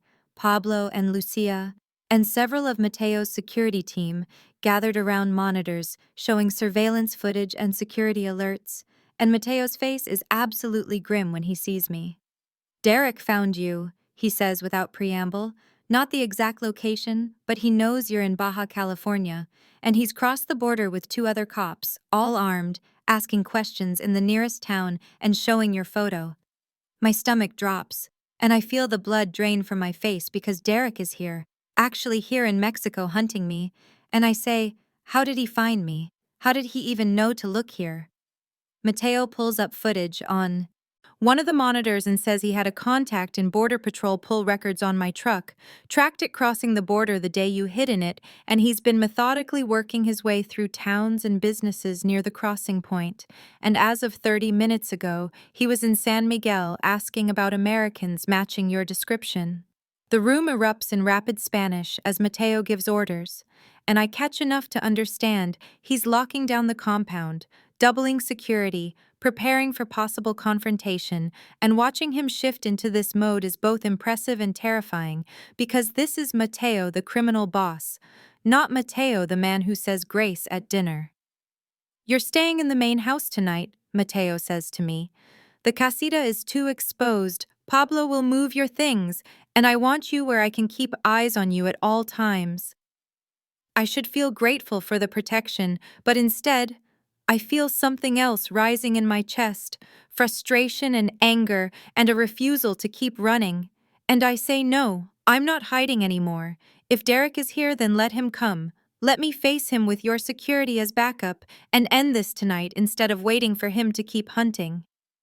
"Absolutely not," Mateo says, his tone leaving no room for argument.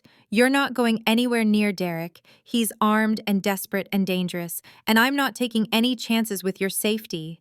"You don't get to decide this for me," I say, and my voice is rising. "I'm not some damsel who needs you to fight all my battles. I'm a grown woman who gets to make her own choices about her own life." "I'm not trying to control you," Mateo says, and I can see his jaw clenching with the effort to stay calm. "I'm trying to keep you alive. There's a difference." "Is there?" I snap. "Because right now you sound exactly like—" And I stop myself, but the damage is done. I can see it in the way Mateo's face goes absolutely still. "Like him," he says quietly. "You think I'm anything like Derek."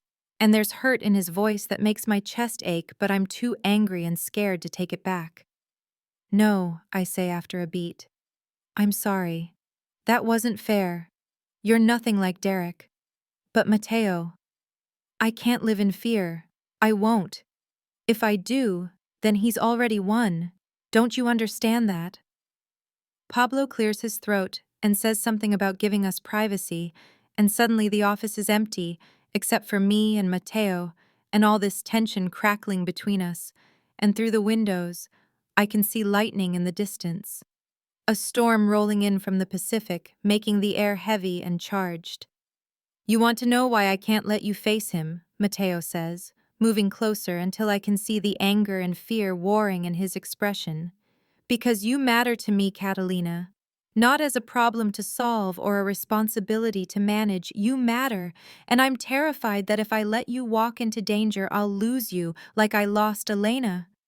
"I'm not Elena," I say, and my own anger is deflating in the face of his raw honesty. "And you're not responsible for saving me.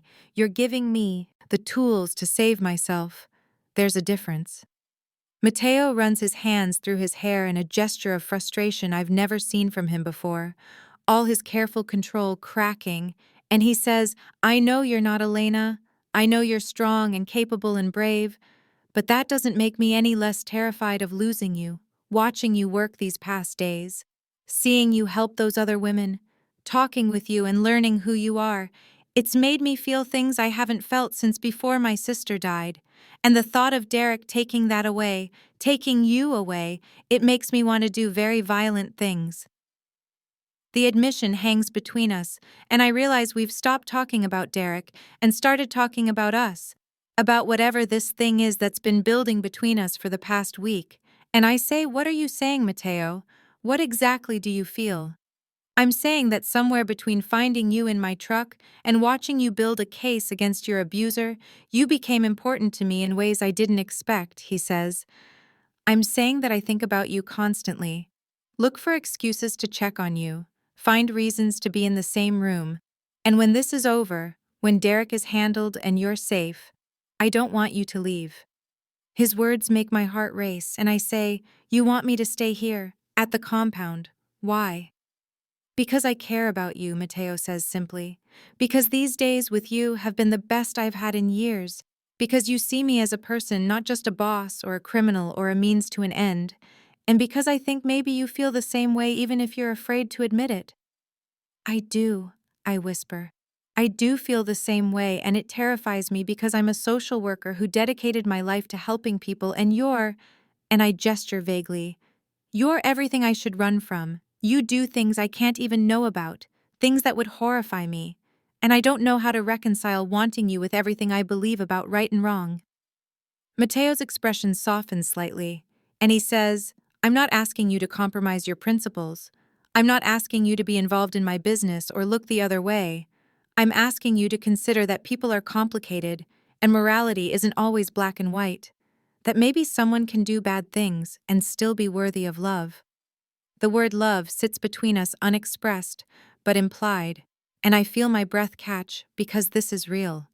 Whatever is happening between us is real and significant, and potentially life-changing. And I say when this is over, after we submit the evidence and Derek is arrested, "You want me to stay here, give up my job and my apartment, and my whole life in San Diego."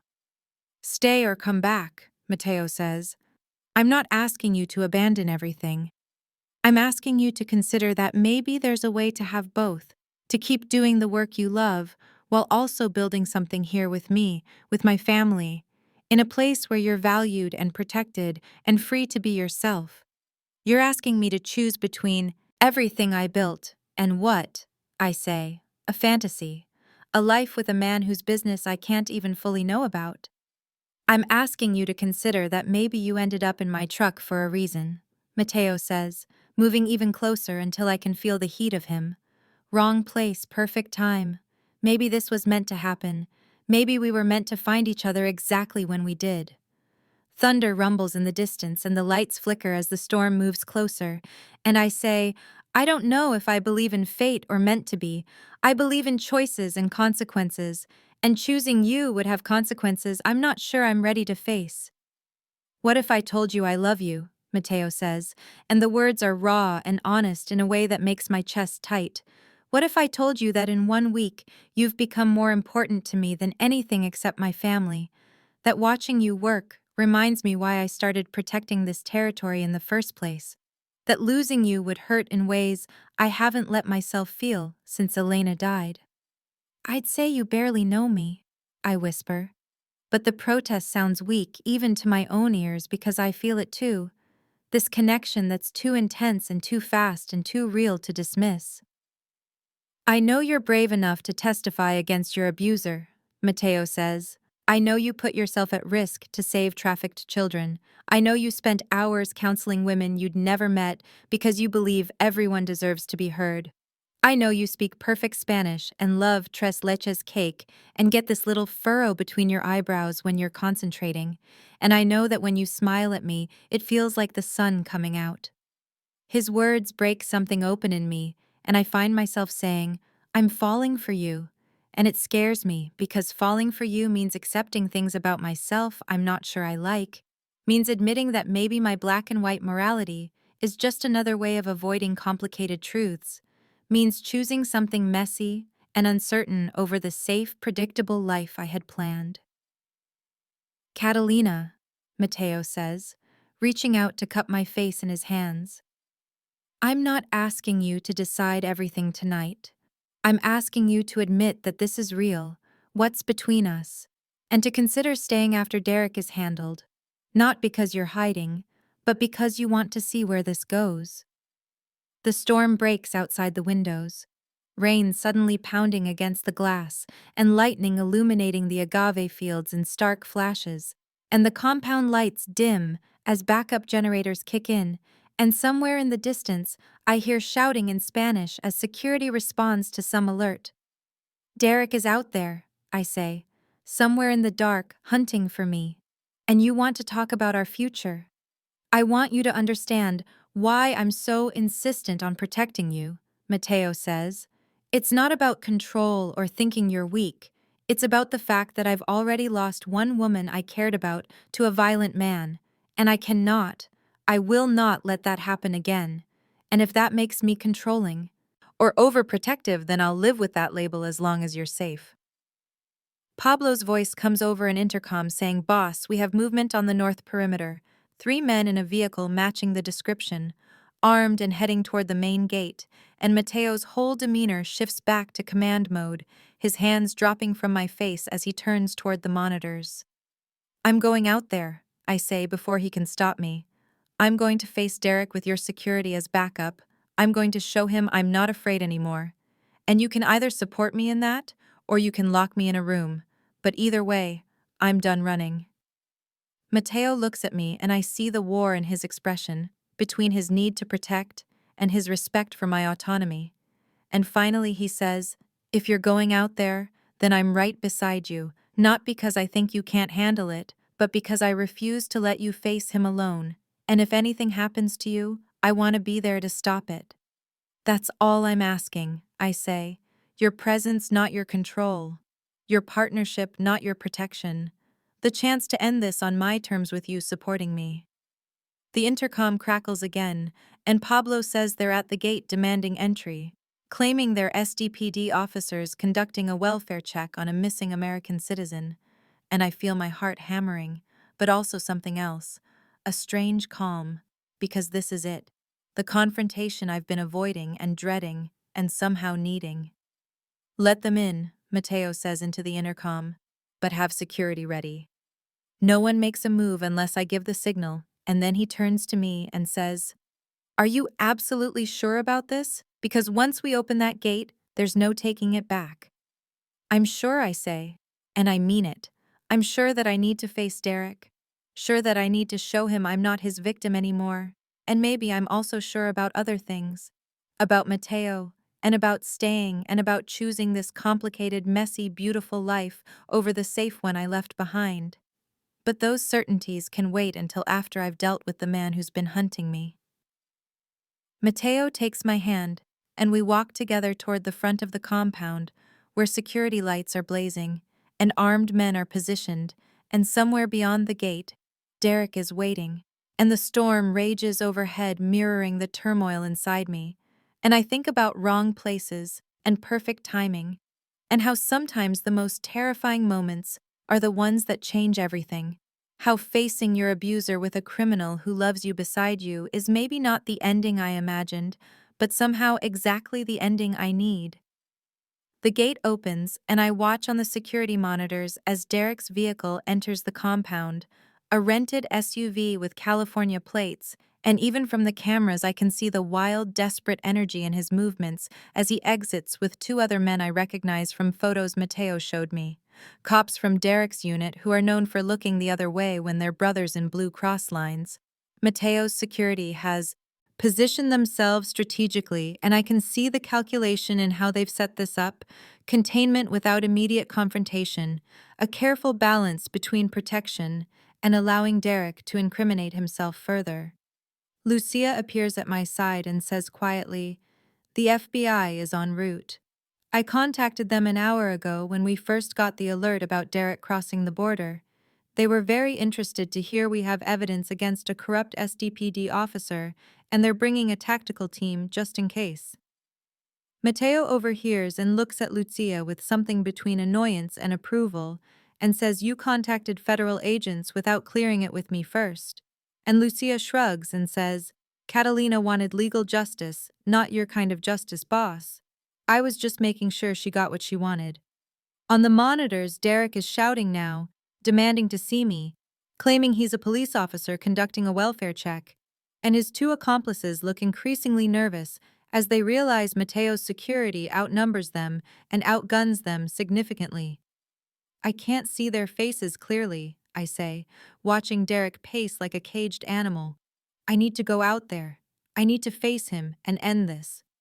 Mateo's hand closes on my arm, gentle but firm, and he says the FBI will be here in approximately 20 minutes. Derek is contained. You don't need to put yourself at risk. "I need to do this," I say, meeting his eyes. "I need to show him and myself that I'm not afraid anymore, that he has no power over me, and I need to do it my way, which means facing him and letting him see that I've moved beyond being his victim." "Every instinct I have says to handle this differently," Mateo admits. "Every part of me wants to make Derek disappear in a way that ensures he never threatens you again. But I'm trying to respect what you want, even when it goes against everything I know about neutralizing threats." "That's all I'm asking," I say. "Trust me to handle this my way. Be there as backup, but let me take the lead." Mateo studies me for a long moment, and then nods, saying, "Pablo will be right beside you. Security will have every angle covered and recorded, and if Derek makes one move toward you, I don't care about legal justice, I will end him myself." We walk together through the compound to the main courtyard. The storm has passed, but everything is still wet from the rain. The air clean and cool in that way it only gets after a heavy downpour, and the eastern sky is starting to lighten with the first hints of dawn. Mateo's security has Derek and his accomplices cornered in the center of the courtyard, surrounded but not yet restrained. And when Derek sees me emerge from the main house, his whole face transforms with a mixture of relief and rage and possessive hunger that used to terrify me, but now just makes me angry. "Cat," Derek says, and hearing that nickname from his mouth makes my skin crawl. "Thank God you're okay. I've been so worried.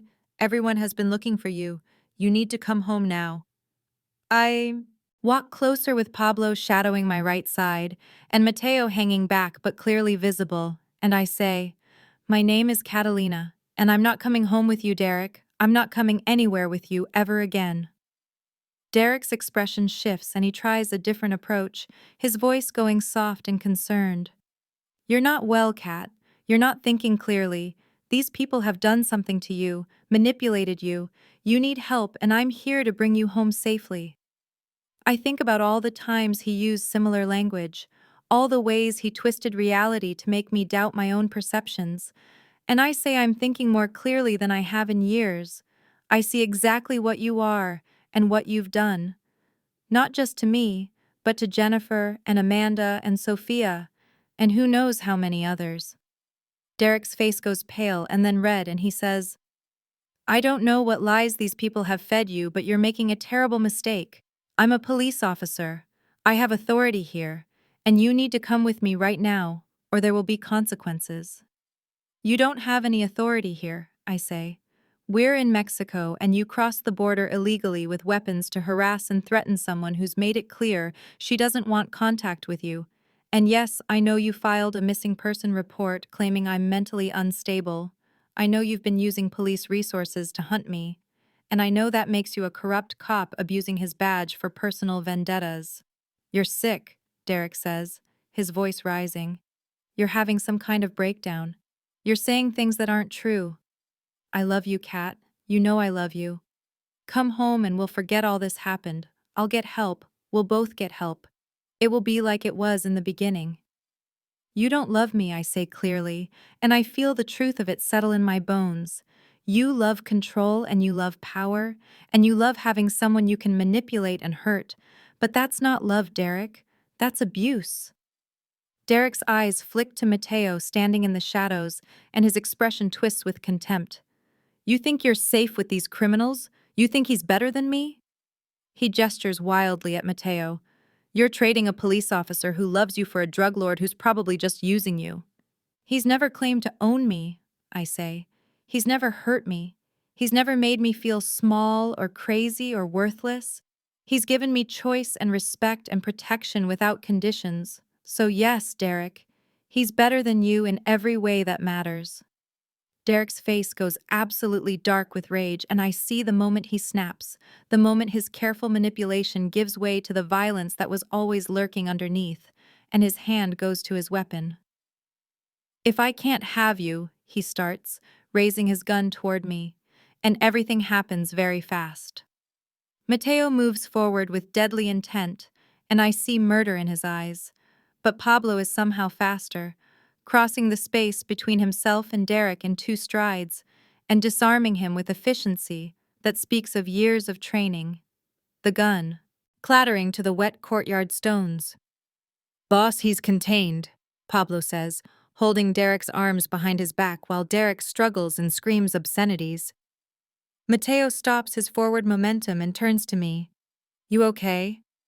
And there's still that deadly calm in his voice that suggests he's one word away from ignoring my wishes about legal justice. I'm better than okay, I say, and I mean it. I'm free. Derek just threatened to kill me in front of multiple witnesses and cameras. He crossed an international border illegally to do it. And he's done exactly what we needed him to do, which is show everyone who he really is. In the distance, I hear the sound of helicopters and see lights approaching fast. And Lucia appears saying, FBI is 2 minutes out. They've confirmed they have the evidence package we sent, and they're prepared to take Derek and his accomplices into custody. Derek is still struggling in Pablo's grip, still shouting about how I'm his, how I belong to him, how I'm making him do this, and I just watch him with a strange detachment because this man who terrorized me for months suddenly seems small and pathetic. Not the monster I built him up to be in my mind, but just a broken, controlling man who never had any real power except what I gave him by being afraid. The FBI helicopters land in the compound, kicking up dust and water from the wet ground, and agents pour out in tactical gear, weapons drawn until they assess the situation and see Derek already restrained by Pablo. An agent approaches me, middle-aged woman with sharp eyes, and she says, Ms. Rivera. I'm Special Agent Martinez. We've received evidence regarding Derek Chen and his associates, and we need your full statement. But first, I need to understand your current location and your association with, and she glances at Mateo, certain individuals. I'm cooperating fully regarding Derek Chen and his accomplices, I say clearly. I have testimony about his abuse, his stalking, his use of police resources for personal vendettas, and I can connect you with 3 other women who will provide similar testimony. But my current location is as a guest of the Salazar family, and everything else is personal and not relevant to your investigation. Agent Martinez gives me a long look and then glances at Mateo, who's standing with his arms crossed, watching everything with that same controlled expression, and she says we'll need to discuss this further. But for now, let's focus on Derek Chen, and she gestures for me to follow her to one of the vehicles where we can talk privately. I give my statement as the sun rises over the agave fields, workers beginning their day as if armed FBI agents and arrested cops are just normal Tuesday morning occurrences, and I watch Derek being loaded into a helicopter in handcuffs, still shouting about how this is all a misunderstanding, how I'm sick and need help, how he's the victim here. Agent Martinez records everything I tell her about Derek's escalating abuse, about the 3 months of stalking after I left him, about the bruises and the threatening texts and the way he used his badge to make my complaints disappear, and she says we've been building a case against certain SDPD officers for corruption, and Derek Chen just gave us exactly what we needed: threatening a witness, crossing international borders illegally, abuse of police resources, and when we add your testimony and the other evidence your people provided. And she pauses on that phrase, your people, like she knows exactly who Mateo is but is choosing not to address it.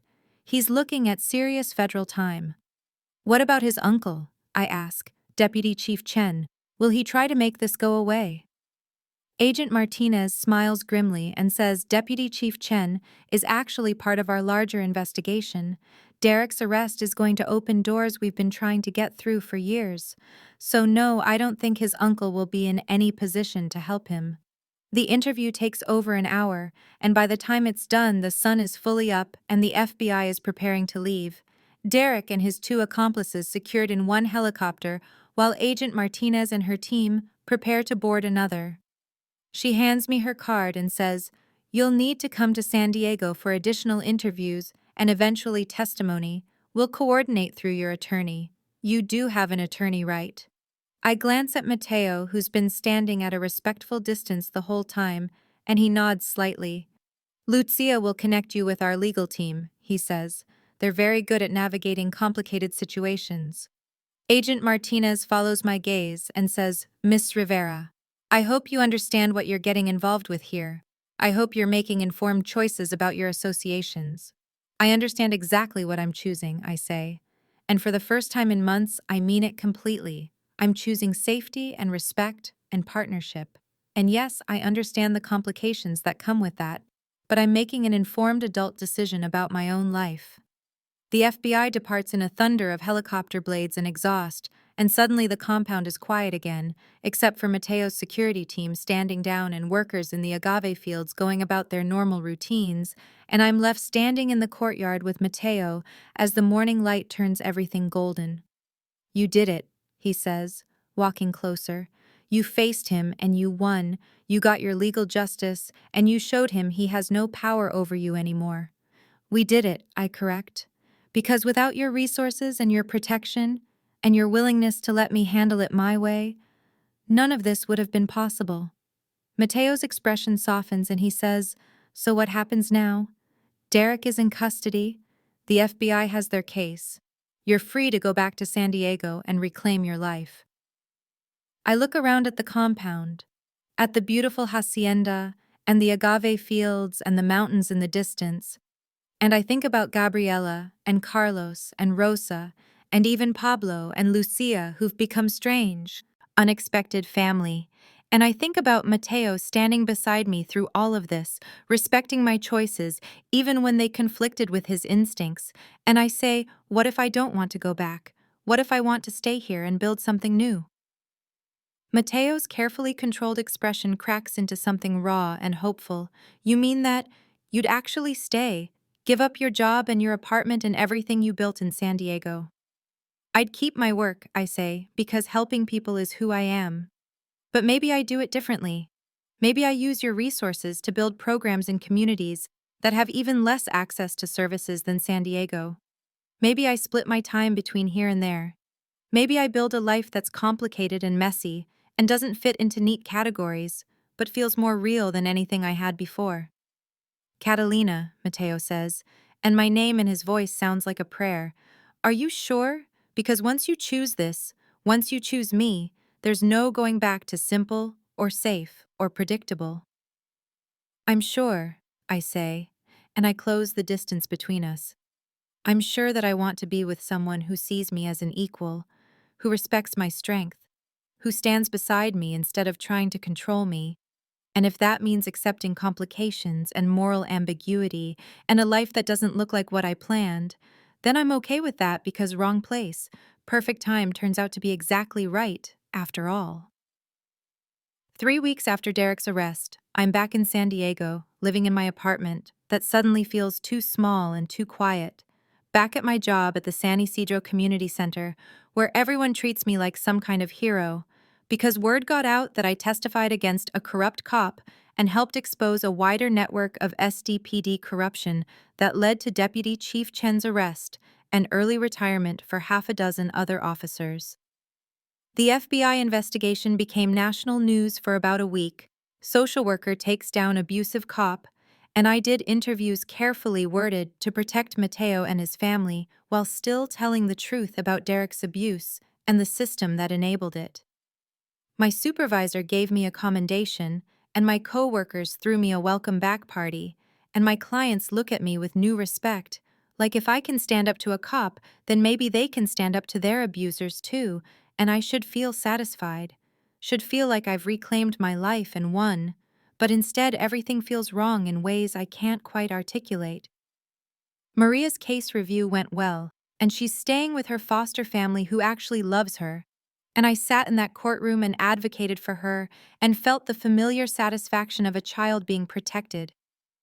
But afterwards, when I went home to my empty apartment, I found myself thinking about Gabriella's dining room and Rosa's pozole and the sound of Mateo and Carlos arguing about whether Carlos needs a new car. My apartment is exactly as I left it 3 weeks ago, but it feels like a museum of someone else's life. The careful decorating and the professional wardrobe and the self-help books on the shelf, all of it screaming competent, independent woman who has her life together. And I look at it and think about whitewashed casitas in bougainvillea and agave fields stretching to the horizon, and I feel homesick for a place that isn't even mine. I go through the motions of my work, and I'm good at it. Maybe even better than before because I understand viscerally now what my clients are experiencing, the fear and the hope and the desperate need to believe that escape is possible. But my coworkers notice something is different. Sarah, who shares an office with me, says you seem distracted, far away somehow, like part of you is still somewhere else. She's right, but I can't explain that somewhere else is a compound in Baja California run by a man whose business I can only partially know about, that I'm missing someone I spent less than 2 weeks with, that I wake up reaching for him and fall asleep remembering his voice. Mateo has kept his distance exactly like I asked, respecting my space to choose my life without pressure. But he texts occasionally, brief updates about his mother asking about me, or Carlos getting an A on his business exam, or the agave harvest being exceptional this year. And I read those texts multiple times and compose responses that I delete and rewrite until they sound casual instead of desperate. I've been researching his legitimate businesses late at night when I can't sleep, finding articles about Salazar spirits and their award-winning tequila and mezcal, reading reviews from high-end restaurants and spirits competitions, and I'm surprised to discover it's actually successful and respected and completely legal, that Mateo has built something legitimate alongside whatever else he does, and I wonder if maybe the line between criminal and businessman is blurrier than I wanted to believe. On Friday evening, 3 weeks to the day since Derek's arrest, I'm leaving the community center exhausted from a long day of crisis intervention and court appearances, and I'm thinking about going home to my empty apartment and ordering takeout and watching something mindless on television, and that's when I see it in the parking lot. The custom midnight blue Ford Raptor, immaculate and impossible to mistake, and leaning against it with 2 cups of coffee from the shop down the street that I visit every morning, is Mateo, wearing jeans and a white button-down with the sleeves rolled up, looking tired and uncertain, and so beautiful my chest aches. He drove 8 hours, I think. 8 hours from Baja California to San Diego just to stand in this parking lot, and I stop walking because I don't trust my legs to carry me closer without running. I told myself I'd give you space, Mateo says when I'm close enough to hear, that I wouldn't pressure you, that I'd let you choose your life without interference. But I missed you, Catalina. Every day I missed you. And I had to at least tell you that. You could have called, I say, and my voice comes out rougher than intended because I'm fighting the urge to close the distance between us and touch him to make sure he's real. Some things need to be said in person, Mateo says, holding out one of the coffee cups, and I take it, and our fingers brush, and I feel that contact like electricity, like coming home, and he continues, like I love you, like I've loved you since you stood in my office and told me you help families navigate difficult situations, like watching you walk away 3 weeks ago was one of the hardest things I've ever done, and I'll take whatever you're willing to give, weekends, phone calls, occasional visits, whatever lets me keep you in my life. What if I want more than that, I hear myself say. And Mateo's expression shifts from resignation to hope so fast it makes my heart stutter. Then tell me what you want, he says. Anything, I'll make it happen. I want to keep my work, I say, because helping people is who I am, and I can't abandon that. But I also want to expand it. Use your connections and your resources in Mexico to help women who have nowhere to turn, women in communities that have even fewer resources than San Diego. I want to build domestic violence programs and safe houses and support networks in places where they don't exist. Done, Mateo says immediately. Whatever you need, facilities, funding, security, personnel, I'll provide all of it. I'm not finished, I say. And I take a breath, because this is the part that terrifies me. I want you, the real you, not the sanitized version, not the fantasy. I want Sunday dinners with your mother and the truth about your business and the complicated reality of loving someone who lives in shades of gray. I want to split my time between here and there, keep my job and my clients, but also build something new with you. And I know it's messy and complicated and doesn't fit into any normal category, but I think maybe that's okay. You're sure? Mateo says. And I can see he's afraid to believe me, afraid to hope, because once you're mine, Catalina, I'm not letting go. Once you choose this, there's no going back to simple or safe. I was never the damsel in this story, I say, stepping closer until I can smell his cologne and see the exhaustion in his eyes from driving 8 hours. I don't need rescuing. I never did. But I'll take a partner, an equal, someone who sees me for who I am and values what I can do. I see you, Mateo says, his voice rough with emotion. I've seen you from the moment I found you in my truck, terrified but brave, hiding but still fighting. And I've watched you transform from victim to survivor to advocate, and everything I've seen makes me love you more. Wrong place, I say, remembering that first day, the terror and confusion and the beginning of everything. Perfect time, Mateo finishes, and I close the last bit of distance and kiss him in the parking lot of the San Isidro Community Center while the sun sets over the border visible. In the distance, that physical line between two countries and two worlds that I'm choosing to bridge. Kids are playing in the park across the street, and cars are passing on the road, and life is continuing around us normal and mundane. And I'm kissing a man who runs criminal operations I can't fully know about while choosing to build a life that's complicated and unconventional and exactly right. We break apart, and Mateo's hands come up to frame my face, his thumbs brushing my cheekbones, and he says, I brought something for you, and he reaches into the truck and pulls out a folder. These are preliminary plans for a community center in San Miguel, the town nearest my compound.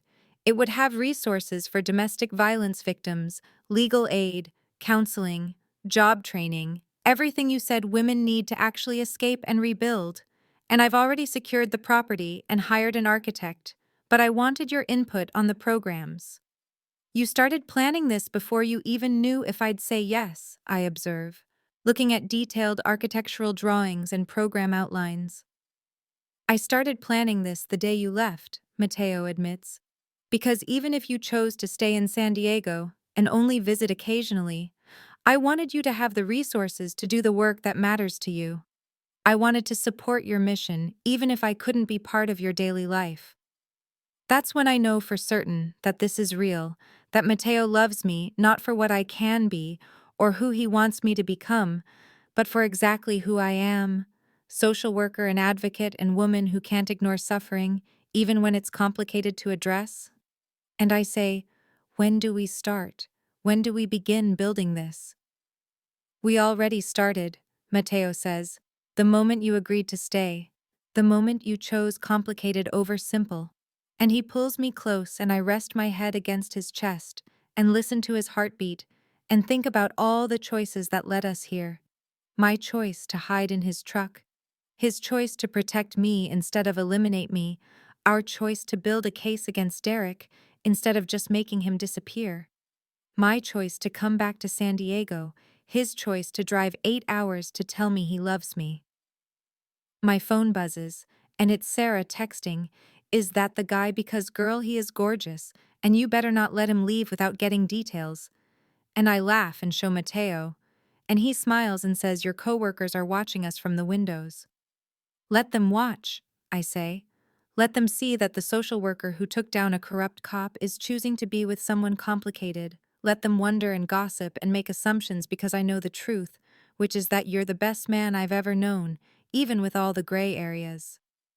We stand there in the parking lot as the sunset turns everything golden and pink, and Mateo says I should get a hotel, let you get some rest. We can talk more tomorrow about logistics and timing and how to make this work. Or, I say, you could come up to my apartment, meet the life I'm choosing to. Partially keep, see where I've been living, and understand what I'm bringing into our relationship. Mateo looks surprised and pleased, and he says I'd like that. I'd like to see all the parts of your life, understand the whole picture. We drive separately, him following me in the Raptor to my apartment complex that suddenly looks shabby compared to his compound. And I feel nervous showing him my small one-bedroom with its thrift store furniture and walls covered in photos of clients whose cases I've closed successfully, children smiling in safe homes and women starting new lives. This is beautiful, Mateo says, looking at the photos. This is the impact you've had. These are the lives you've changed, and I understand now why you couldn't just abandon this work. It's who I am, I say, but it doesn't have to be all I am. I can be the social worker and the advocate, and also the woman who loves you and builds programs in Mexico and splits her time between two worlds. We talk late into the night about logistics, about how I'll need to give notice at the community center or maybe negotiate a reduced schedule, about how we'll set up the new programs in Mexico and find local staff and ensure sustainability, about how I'll divide my time and where I'll live, and how we'll make this unconventional arrangement work. Mateo is practical and thoughtful, asking questions about what I need to feel fulfilled professionally, offering resources without trying to control the direction, and I realize this is what partnership looks like. Two people with different skills and resources working together toward shared goals. Around midnight, I say you should know that being with me means accepting that I'll always push back against the parts of your business I can't accept. I'll always advocate for legal solutions over violent ones. I'll always try to influence you toward the light even while accepting you have darkness. I know, Mateo says, and that's part of why I love you. You challenge me to be better while accepting who I am. You don't try to change me, but you also don't give me permission to be less than I could be. We fall asleep on my couch fully clothed, exhausted from emotion and honesty, and I wake up at dawn with Mateo's arms around me and sunlight streaming through my windows. And I think this is it. This is what choosing looks like. Not fairy tale perfection, but real complicated, beautiful partnership. Over the next few weeks, we build our life together piece by piece. I negotiate a part-time schedule at the community center that lets me keep my most critical cases while freeing up time for the Mexico programs. Mateo buys a condo in San Diego so he has a base when he's visiting me. We hire staff for the new community center in San Miguel, and I spend long days training them on trauma-informed care and advocacy skills. Gabriela is delighted when I call her, saying, I knew you'd come back, mija. I knew my son had finally found someone worth keeping. And Rosa starts planning menus for when I'm at the compound. And Carlos texts me asking for advice about his girlfriend. The San Isidro Community Center throws me a going-away party even though I'm not really leaving. And Sarah gives a speech about how I've inspired everyone to think bigger about what social work can look like. To consider that sometimes the best resources for change come from unexpected places, and I look at Mateo sitting in the back of the room and think about how he's the most unexpected resource I've ever found. On my last day of full-time work, I pack up my office and find the ID badge I was wearing the day I hid in Mateo's truck, the badge that led him to see me as a social worker instead of just a threat, and I think about keeping it as a reminder. But instead I frame it and hang it in my new office at the San Miguel Community Center with a plaque that says, Wrong place, perfect time. The center opens 2 months after Derek's arrest, a beautiful facility with counseling rooms and legal aid services and a safe house attached for women who need immediate shelter. And at the ribbon cutting, I give a speech in Spanish about how everyone deserves safety and support, regardless of which side of the border they live on, and I see women in the audience crying because finally, someone is offering them what they've desperately needed. Mateo stands beside me at the ribbon cutting, and afterwards, when we're alone, he says, "You've built something remarkable here. You've used my resources to create actual change, and I've never been more proud to be associated with anything." "We've built it," I correct, "because none of this happens without your support and your willingness to invest in something that doesn't profit you financially." "It profits me in other ways," Mateo says, pulling me close. "It gives me you. It gives me purpose beyond just accumulation and protection. It reminds me that power can be used for more than just maintaining power." That night we have dinner at the compound with Gabriela and Carlos and Rosa, and it feels like family in a way my life in San Diego never quite did. And after dinner, Mateo and I walk through the agave fields under stars that seem brighter here than anywhere else. And he says, "Are you happy? Is this life working for you?" "I'm happy," I say, and I mean it completely. I'm building programs that matter. I'm helping people who need it. I'm with someone who sees and values me. And yes, it's complicated and unconventional, and sometimes I have to actively not think about certain aspects of your business. But it's real, and it's mine, and it's exactly what I chose. We stand there under the stars, and I think about the title of this chapter of my life. The choice to bridge two worlds and love someone complicated and build something meaningful from circumstances that started in terror. And I realize that sometimes wrong places become right places. Sometimes perfect timing looks like disaster until you understand the full arc, sometimes the best. Love stories don't follow the script, but write their own ending. 6 months later, I'm sitting in federal court, watching Derek get sentenced to 15 years for corruption, abuse of authority, assault, and a list of other charges that took the prosecutor 20 minutes to read. And the three other women are there beside me, Jennifer and Amanda and Sophia, and we hold hands as the judge talks about abuse of power and betrayal of public trust. Derek looks smaller than I remember, diminished by an orange jumpsuit and the weight of consequences. And when he's led away, he looks at me one last time, and I meet his eyes and feel nothing. No fear, no anger, no satisfaction, just a distant recognition that this man who once dominated my life is now just a cautionary tale. Mateo is waiting outside the courthouse. He didn't come in because he didn't want his presence to complicate my testimony or raise questions, and when I emerge, he simply opens his arms, and I walk into them and say it's over. It's really over. "It's over," he confirms. "Derek is going to prison, his uncle lost his pension, the corruption investigation is expanding, and you're free, completely free." We drive back to San Diego together, to the condo we now share when I'm on this side of the border. And that night, I sleep without nightmares for the first time in over a year. And when I wake up, Mateo is there and sun is streaming through the windows, and I think this is what freedom looks like. Not the absence of complications, but the presence of choice, the ability to build a life that reflects my values, even when it doesn't look conventional. A year after hiding in Mateo's truck, I stand in the parking lot of the San Isidro Community Center on a Friday evening, the same spot where he came to tell me he loves me, and I'm meeting him here before we drive together to the compound for the weekend, and I lean against the Raptor and wait and think about everything that's changed. The community center in San Miguel serves over 200 women in its first year. We've helped 17 women leave abusive situations and rebuild their lives. We've trained local advocates and built networks of support, and I split my time between San Diego cases and Mexico programs, and I've never felt more fulfilled professionally. Mateo and I have settled into a rhythm: weekends at the compound, weeknights in San Diego, when I have court dates or client emergencies, video calls when we're apart, and quiet dinners when we're together, and it's not perfect, but it's real, and it's ours. He pulls into the parking lot and gets out carrying coffee like he did that first time, and I walk over and kiss him and say ready to go home, and he says always. And we both know I mean the compound, not San Diego. That somewhere in the last year, The place I ran to in terror became the place I returned to in joy.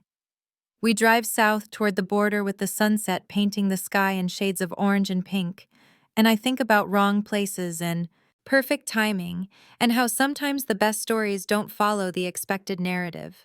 How sometimes hiding in a stranger's truck leads to finding yourself and your purpose, and a love that sees all of you. And I reach over and take Mateo's hand, and he squeezes back, and we cross the border together heading home.